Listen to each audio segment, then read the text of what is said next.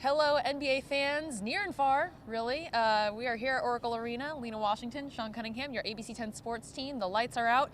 There's no confetti on the floor. And this time last year, we were celebrating a Game 4 sweep. They were partying here at Oracle Arena, but it was somber here. Oh, yeah. And what could have been the last game here at Oracle Arena? Yeah, that's kind of hard to believe. Didn't think we were going to be saying that coming into today. Kind of funny when you look at just the way the Raptors have approached this series. And we talked about it, with that one day off in between games 3 and 4 here at Oracle, the Raptors came in, turned up the pace. They didn't lead at all in that first half. Right. And then at halftime, I mean, the Warriors were up 11 at one point. Yep. And then all of a sudden it's a 24-point swing. Yeah, the Raptors took over, and that third quarter and that fourth quarter was all them building it to as much as a 16-point lead en route to a 105-92 win here in Game 4, taking a 3-1 series lead back to Toronto. I'm rocking half of a Canadian tuxedo because they were partying over in that corner over there. It was like half of Canada here, singing the national anthem and going wild. And many more, like we knew we could see those Raptors fans after Game 3. And I mentioned, I had heard, there's another whole plane coming in, a whole charter of.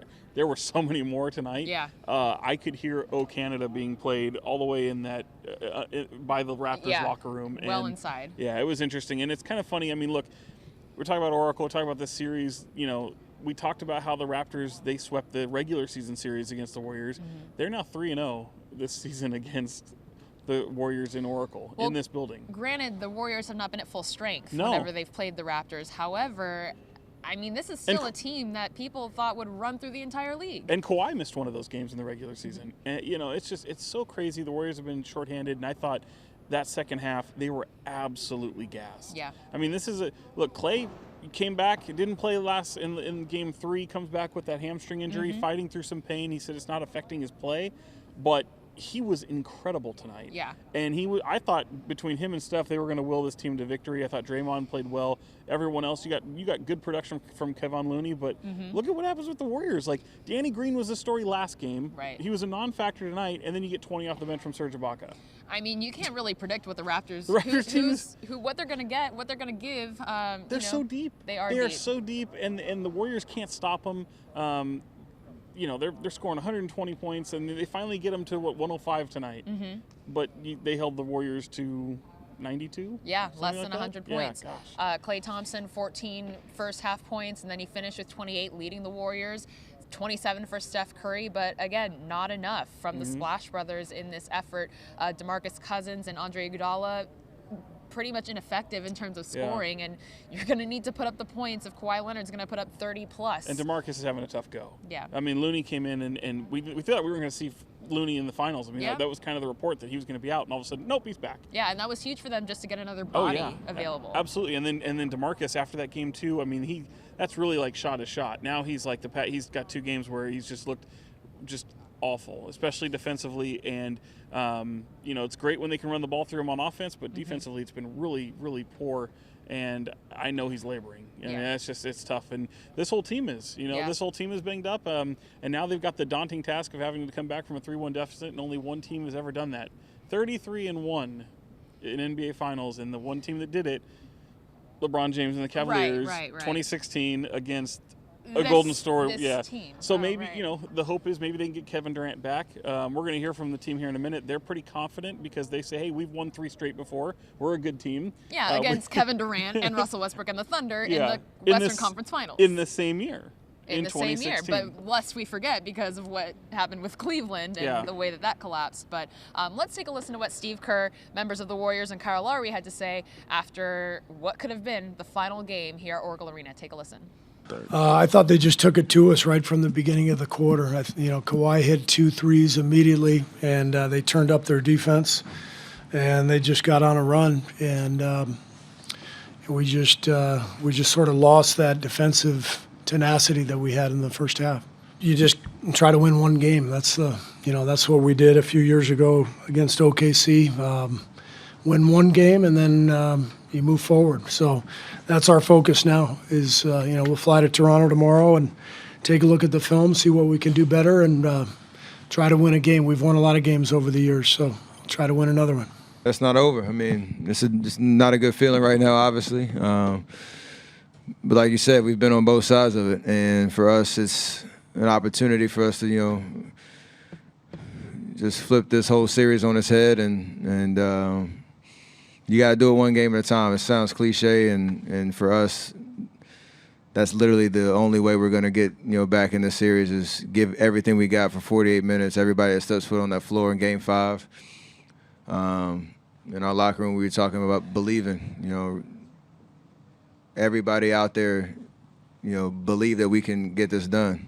I mean, that's important, to have that pride, have the faith in what we're capable of. Like you said, just got to take it one game at a time. We got to win one game. We win one, then we'll build on that. But I've been on the wrong side of 3-1 before, so why not make our own history? We won 3 games. It's the first of 4. We understand that they're the defending champs, and they're not going to go out easy. They're going to come and fight and prepare to play the next game, and that's how we're preparing ourselves. Like we have to, we got to prepare ourselves to play the next game. We haven't done anything yet. Until the final buzzer sounds and somebody gets the 4 wins, we still, have life and having an opportunity to win. So, like Clay said, nobody's gonna feel sorry for us at all. It's just a matter of can we get it done or not, and we're gonna leave it all out there. Starting on Monday. So there you heard from Kyle Lowry. He said, we haven't done anything yet. And, Right. and you said the mood when they were walking back to the locker room was all business. Business-like. And should be because they, again, haven't done anything yet. They still got to win one more. It's amazing. You see during the regular season, you see during the playoffs, the Clippers, they win here at Oracle. The Rockets, they win here at Oracle. You see them in that tunnel, and they're Partying. Yeah, I mean, everything's great. Now, maybe the Raptors get in the locker room, shut the door, and then go crazy. I don't know. I doubt it. These guys are like, yeah, whatever, we expect this. Mm-hmm. They're going back. They've just put the Warriors in a chance to have to win 3 straight, going back to Canada, and Canada. Oh, Canada. But Draymond and Steph, not that you can blame them, but they seem pretty confident that this team is not out of this. This Right. series will not end on Monday. And you mentioned Kevin Durant, but as we mentioned after Game 3, we have not seen him playing basketball. We have not heard of him scrimmaging. So the Right. reality of him coming back in a must-win situation on the road when he hasn't played in more than a month, is that really going to happen? I don't know. I mean, we had this conversation 48 hours ago, and I didn't in this building, right at this spot, and I didn't think Durant was going to be able to go tonight, and he didn't. They're saying that they're hoping. I think they just hold out the hope. I mean, I think they're looking at it in terms of the quick turnaround, the day off in between 3 and 4. So now you've got 3 days essentially before Monday, and what they're saying, what Kerr said is we're going to be energetic, we're going to be ready to go. There's going to be no excuses.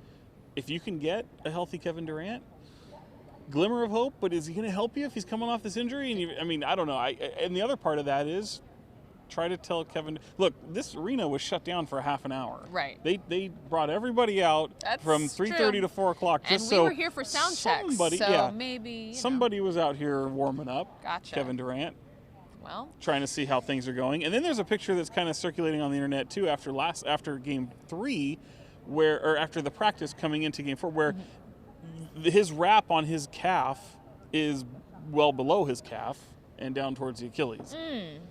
Which is what most people feared slipped, that injury could have been, just based on looking at it when he was in that series against the Rockets. That's a long way for me to say, no, I don't think he's going to play on Monday. But then if you're Kevin Durant and you're like, if I can just be 50%, don't you? He's going to try to lobby to play. But do you risk? You can't do it. Do you No, risk you that? can't do I it. mean, really, for a chance to win, I understand this is the 5th straight finals appearance. You're a 2-time finals MVP. You want to win another ring, but to put your body on the line in that situation to win 3 games in a row. Yeah. I mean, It's I a don't tall think it's task. worth Yeah, it, but I I'm don't know. not part of the coaching staff. I'm not part of the training staff, and I'm not an NBA player. So By the way, Drake didn't make the trip, and they're 2-0 we did in not this see building. Aubrey in the Bay, did we? No, but he's sniping from afar. Of course he is. Easy money sniper, sniping. Yeah, I that's what see I what you did there. Yeah. No Drake Aubrey Graham, or Aubrey Drake Graham, I should say. But we did see Snoop D-O-double-G, He was here. E40, George Vince Lucas. Carter, George Lucas. Odell Beckham Jr. was here. I didn't see him with my own 2 eyes, but he was photographed courtside. Rick Baron Fox was Davis. here, Baron Davis, Yeah. and your guy, Brad Miller. And Brad Miller. Yeah, I mean, plenty of guys working in the media these days, like Chris Webber and Shaquille O'Neal. But yeah, Brad, my new best friend, Shaq. It's Brad is cool because he came in from Sacramento, drove down, former teammate with Kyle Lowry after the incident that happened right over here after he got shoved by the Warriors owner. But yeah, he came down to support Kyle Lowry. Kyle said he'd get him a jersey, but he had to settle for a shirt because he didn't have a jersey ready for him. And Brad put it on. He put a little jersey on his 7-foot frame. Let me tell you. And we caught up with him in the beer line. Yeah. And just that visual, walking through the concourse, and you see this towering, grizzly bearded man in a bright red shirt, and you realize, oh, wait, that's Brad Miller, two-time All-Star with the Sacramento Kings. It was crazy, too, because for where our media seats were, and he's not working the media, he literally just came with a friend, bought a ticket, they're up in the upper deck, and just wanted to watch, and I feel bad for the person sitting behind him. Going like this. But yeah, in our media section, it was kind of interesting, because if you were up on that concourse and on top of Oracle, you were seeing Eddie Johnson, you're seeing Chris Bosh, you were seeing a lot of NBA luminaries just walking around. Yeah. Of course, the ABC suite is up there where, Paul Pierce and all them, Chauncey Billups are hanging out. But Jalen Rose, all of them. Yeah, and it was just neat. Like all those guys are working, and here's Brad having a beer. Hanging out. So we had a beer with him. Brad Miller, he's just like us. Yeah. Want to hear what he had to say? This is what he had to say. So I guess you never know who you're going to run to at the beer line at Oracle. Brad Miller. I mean, it is the finals. I'm here rooting on Kyle Lowry. Made a promise. If he makes the finals, I'll come here and I'll root him on. So he gave me a shirt. It's supposed to be a jersey, but I'm here to watch Kyle Lowry and the Raptors. As a former teammate, what was it like to see him get that shove from the Warriors owner? Oh, dude, that's everything I expect from my guy. So I know this. That's why I love him. He's a pit bull. That's why I'm here watching. I know you're still up in Sac all the time. Can you imagine seeing this in Sacramento one day? Oh, no, that's the goal, right? That's the plan. We want to do this 5 years in a row. It should be great. We'll take one, like Cubs fans. But yeah, that's what we want. That's the experience we want in Sac. But today's about the Raptors. You can hear much more from Brad Miller in the beer line on our great. ABC 10 YouTube channel. Tasty. And yeah, very tasty. He's got some other projects in the works now that he's enjoying retirement. Yes, I can't wait to talk about those. We'll have more on that. It's coming soon. Yes, maybe in the off season in the summer. But it's going to be a busy off season for the NBA, of course. We are looking ahead to the mini summer league in Sacramento. Yep. And then summer league, of course, free agency. All the exciting things to look forward to, but I know they're looking forward to a Game 5 win in Toronto. Jurassic Park is probably going to be going crazy if that happens on Monday, because this is the first time that Raptors have been in the NBA Finals. They have a chance to win a championship for Canada, and one of the fans I spoke to in Game 3 that made the trip said pretty perfectly, you have to understand it's 33 million fans rooting for one team. So if you think that, the Warriors have a bandwagon, I can only imagine what it's like having one team to rep in all of Canada. And Toronto's bigger than San Francisco anyway. I mean, it's one of the biggest cities in the world, so is San Francisco. But, I mean, they're already outnumbering them just by and large of the city. Sure. But, no, you've got the country. Yeah. The whole country. It's Canada's team. They only have one. They used to have two, but they went from Vancouver to Memphis. And, it's nuts. I do think, though, I thought the Warriors were going to come in, and I did think they would win tonight. I really did. Because I thought Toronto would get comfortable. I really did. I thought they would relax. They have the series. They stole home court back. Right. I thought they were really going to pull this one off tonight, and I thought the Warriors were going to. And then what did I tell you just a few hours ago? You fall 3-1, you're done. You're done. Well, it did look like the Warriors were going to make a big comeback in the first half. They were in control, again, building that lead to as many as 11 points, and then the air just got sucked out of this building slowly in about midway through the third quarter. And then the final 3 minutes here, I mean, it was almost silent. I gotta be honest, that was interesting. And everything you've seen in this series is every time the Warriors make a play or make some sort of momentum, the Raptors are right there to kill it. Yep. They'll bury a three here in the corner. They'll get somebody into a technical foul on the other side. They'll make a great defensive play, come back here, force a turnover, and it's incredible the way they respond. Nick Nurse is really, Steve Kerr has an excuse. He's shorthanded, but I think Nick Nurse is out-coaching Steve Kerr in this series. That Boston won. It is really something to behold. And say what you will in that first half, even though they didn't lead, they played so hard. They ran them out of the gym, and I think that directly had an impact on that third quarter. And what do we know the Warriors for? That great third quarters. Absolutely. Have we seen great third quarters from the Warriors in this series? No, we haven't. Once. In fact, in game 2, but the 2 games here at Oracle in 3 and 4, 7 of the 8 quarters, the Raptors have held them under 30 points. Wow. They've only had one 30-point quarter in this building in this series. That's pretty impressive. That's crazy. I mean, just to even come in here and win 2 games on the road in the playoffs in a hostile environment like this, Roracle Arena has that name for a reason. I mean, that's pretty impressive. And somebody tweeted this earlier, and it was really resonated with me, is that Kawhi Leonard, we know him to be a man of few words. He doesn't necessarily get too high or too low, but that is a personification that if you're the leader in the locker room, if you're setting the tone, you don't necessarily need to be the most vocal or the most flamboyant or whatever, because again, he's been leading this team and he's been playing perhaps a little bit hobbled, but he's getting it done for the Raptors. Oh man, he's been incredible. He's been absolutely incredible. And if you didn't think he was a superstar before, insert the Kawhi Leonard laugh right here. Yeah, this will. That was my impression. I tried. That was good. I mean, you're definitely getting an education in Kawhi Leonard. It's unbelievable. He's such a superstar, and I hope he stays in Toronto. I don't want to see him in the West. I don't think the Warriors don't want to see him in the West. No, I don't think anyone does. I think people kind of like seeing a different adversary in the East now that LeBron's out of there. But I also want to mention, how about the toughness of Fred VanVleet my God. take that elbow to the eye? By the way, that tooth might still be over there. Well, we should go check it out. Let's put it on eBay. I'm gonna find it. See how much money we can get for it. But I mean, I didn't actually see if he re-entered the game because it was about like 5 minutes left when he was available was too. I don't believe he got back in, but yeah, they didn't no really concussion. Need him. Yeah. No concussion, but he just laid there and bled. And then they left the tooth on the floor in the key. Someone was shooting a free throw, and I thought the official came over and stepped on it. It still might be over. I don't know if anyone went to go look. I'm going to go look for it. I really am. But I do. You were talking about just the way this building felt when the game was winding down to an end, and we're talking about this could be the last game in Oracle. Yeah. A little bit different from the last game that was in Sleep Train Arena for the Kings, where people sat there and they're like just sitting here, just taking it all in. Warriors fans got out of here quick. They left. They just dipped. Now, maybe there's confidence that they're going to be here for Game 6. Maybe that's what you have to take into effect and say, maybe Game 6 is what they're holding on hope that, we'll be back. Because the only thing I saw when coming out here was Raptor fans, and they were all over there. Loud. It was ringing "Go Raptors" and all that from the family section over here. But then to see all of them congregating that entire section, I mean, there were a couple Warriors fans kind of trickling out and watching. But I mean, how heartbreaking is that to sit here and take in this special place while your adversaries are chanting and cheering and probably about to win this series? I thought I was going to take a glimpse out here, and there'd be at least a guy or two sitting over here just kind of soaking it all in, going, "Man, this could be it."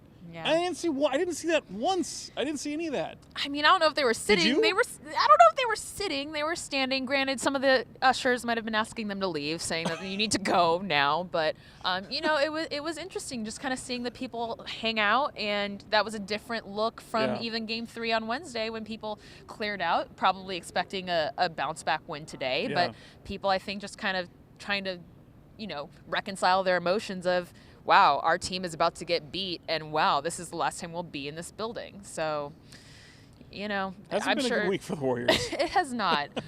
Game 3 was not a great night for the entire ownership group, the franchise. As you mentioned, Kyle Lowry and the run in the altercation with investor Mark Stevens, who has been banned for a year by the NBA and fined $500,000. And people are saying, "Oh, that's a drop in the bucket. He needs more." I don't care how rich you are. $500,000 is $500,000. That's a lot, but he's worth $2.3 billion. Okay, so it might be a drop in the bucket it's for like a him, parking ticket. but still, you have to pay that. And then, of course, the whole fallout with Beyonce and Nicole Curran, Joe Lacob's wife. By the way, I mean, Stevens, they're opening that brand new building in Chase Center. He won't be a part of it. No. He won't be a part of it, won't be a part of any team festivities. And Nicole Curran, you're right. She sat right here. No Beyonce. She looked like she was having a good time up until about that third quarter when everyone else just went, ugh. Yeah. So, were these the best ways? Were these the best kind of storylines or anecdotes for Warriors fans to have as they go out? Maybe not, but lest we forget, they have a couple championship banners up there and a couple MVPs and a couple final MVPs, and they've got a brand new shiny arena coming to San Francisco. 5 straight finals. I mean, we talked to this team is still one of the greatest, and you know what? Some will probably disagree if they lose this series. Maybe they won't call them a dynasty. I do. Yeah, I would. I call them a dynasty. If you can win 3 in 5 years. I mean, you're here. My Giants did. You're. Baseball. Yes. But, I mean, this is a feat in and of itself. And, this is a testament to the Raptors to be able to knock off the juggernaut that's been in the West and running things in the NBA. Even if they didn't make the finals, there were several years before the Warriors broke through that we were waiting for Steph Curry to go, make it past the Clipper series and make it further. And now they're here, and it doesn't seem like they're stopping until they met the Raptors. Yeah, and I also wonder how, if you look ahead, and that's, if the Warriors can't come through, and I don't think they will at 3-1, but how does that change the Kevin Durant narrative? Like, does that change the? I don't think anyone was looking at Kevin Durant not picking up this championship and going into the offseason. So now that it's a factor that he probably won't pick up this championship and go in the offseason, does that change things? I mean, I'm hearing narratives about, championships aren't keeping Kevin Durant happy. People don't need the Warriors didn't need Kevin Durant to win the NBA Western Conference Finals. They don't need him in the finals. So, I mean, they need him. It's Definitely. a lot going on with the Kevin Durant, future here in Oakland, San Francisco Bay Area. But it's certainly going to make it exciting for us. Oh, to yeah, follow we it got all. plenty to talk about, that's for sure. Yeah. And it all starts right to, now they moved it up, so it's like June 30th, at the stroke of midnight or whenever it is, so people can get sleep. But yeah, we are certainly looking forward to seeing what happens in Game 5. What do you think? Do you see this final series ending on Monday? I do. Yeah, I kind of get the feeling we're not going to be standing on this court next week. I think I think it's a wrap. I think it's done. Wrap? Yeah. Tour? For the Raps. Tour? Sting. Yeah. I don't think they can come back. Would it surprise me? No. It wouldn't surprise me. These are champions. All they got to do is win one game and take it from there. That's a tall task, but they seem pretty confident. I just, after seeing tonight, I don't know. Yeah. But again, can you blame that on fatigue? Can you take 3 games, essentially what is 3 days, go into Toronto, rest, and maybe get a little healthier? I'm not sure, man. I don't know what, they're training and they have the, top-notch best in the world. But even with that, I don't know if Kevin Durant's coming back. If he does come back, if he's effective, how that pans out. And even if he does come back, he's still Kevin Durant. So to think that he's not going to be getting more attention, I mean. And really, and again, that game too, you're without DeMarcus Cousins. And if without DeMarcus Cousins and Andre Iguodala hitting that shot, right, this series would be over. Yeah.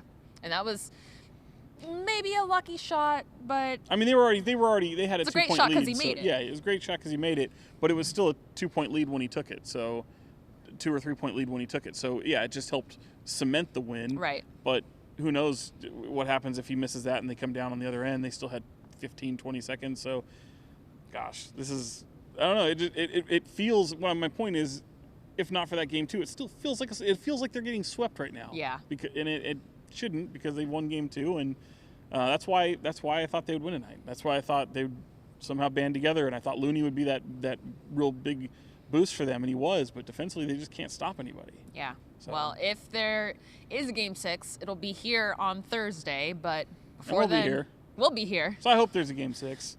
So we like I'm making rooting road trips. against I'm rooting against what I think will happen. Yeah. Just to make another trip. Yeah. Take a seat with you. Yeah.